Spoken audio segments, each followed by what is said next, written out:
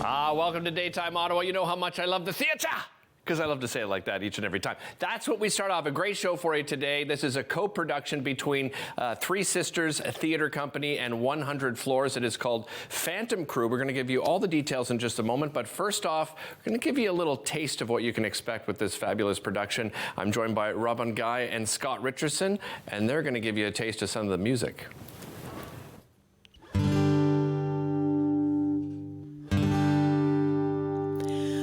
Cold wind on the harbor and rain on the road. Wet promise of winter brings recourse to cold.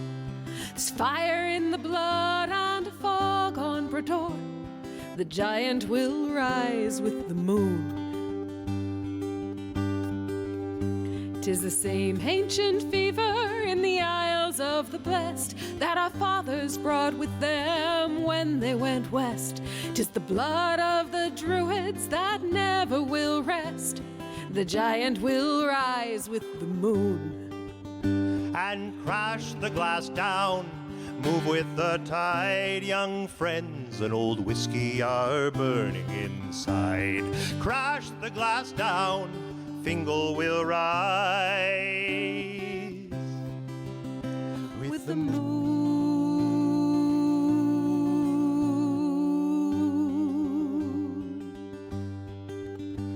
In inclement weather, the people are fey. 3,000 years stories as the night slips away. Remembering Fingal feels not far away. The giant will rise with the moon.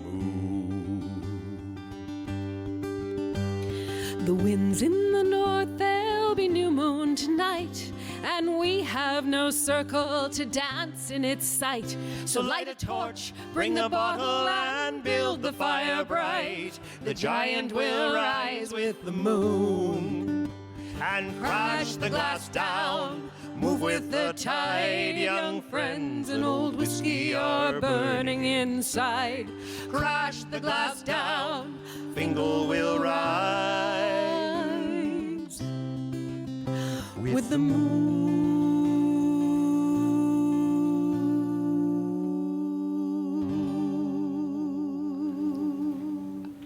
Oh, well done, Robin and Scott. Thanks so much for that.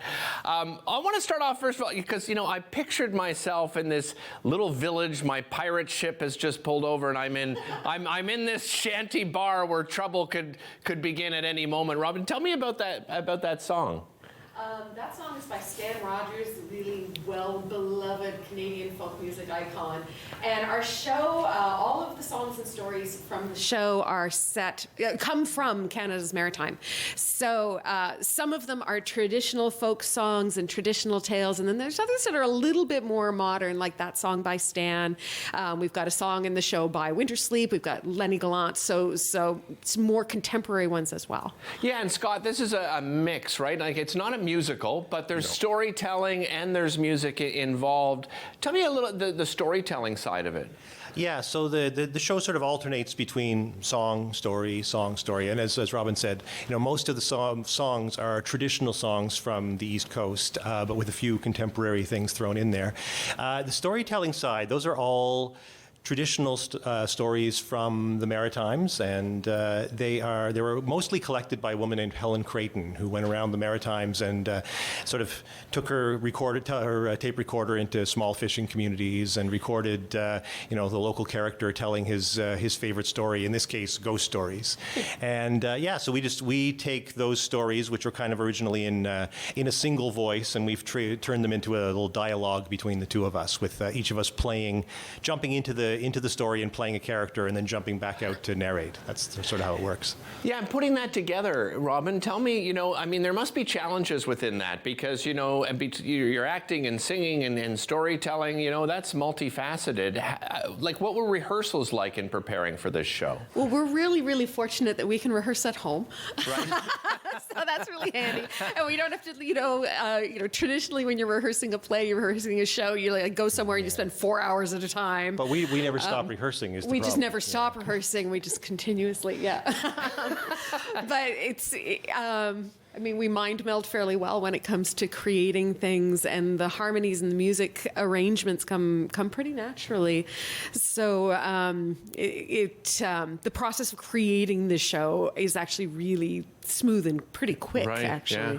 Scott, are you from the Maritimes? Yeah, I'm Maritimes, from the two? Dartmouth originally. Okay. And I mean, I used to play in pubs doing East Coast music when I was first living here. Haven't done that for a long time, but I direct a choir called Atlantic Voices, and that sort of keeps up my connection with the culture of the place every Tuesday night.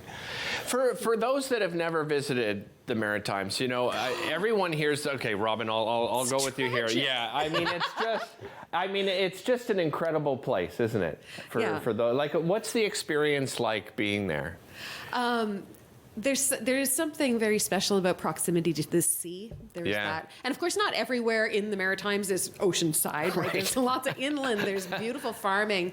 If you end up, in the valley in Nova Scotia, there's wonderful fruit farming and a whole lot of wineries and breweries. And there's lots of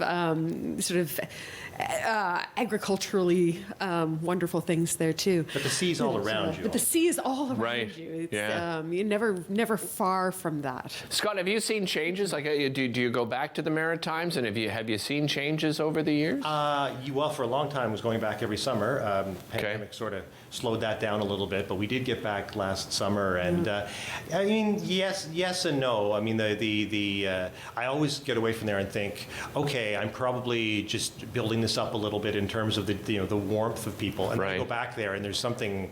I think there actually is something legitimate about that. I drive into New Brunswick and then into Nova Scotia, and there's just a sense of okay, this is this is the place. Nice.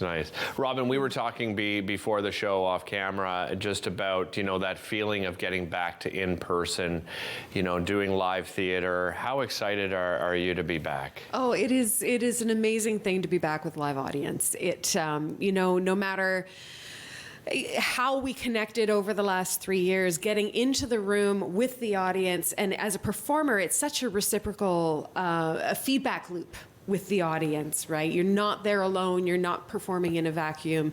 You are there with people who are giving you all their energy back, and there's a magic in audience reactions. It's just marvelous. Do you interact at all, Scott, with the audience? Just going to say, we built a couple of moments into the show where we just, things are sort of at first very much us, under very, very, very spooky and dramatic lighting, telling these stories and singing these songs. But then there's a moment when we kind of drop that and interact with the audience, and people are surprised and delighted. I think that to be pressed into service. Yeah.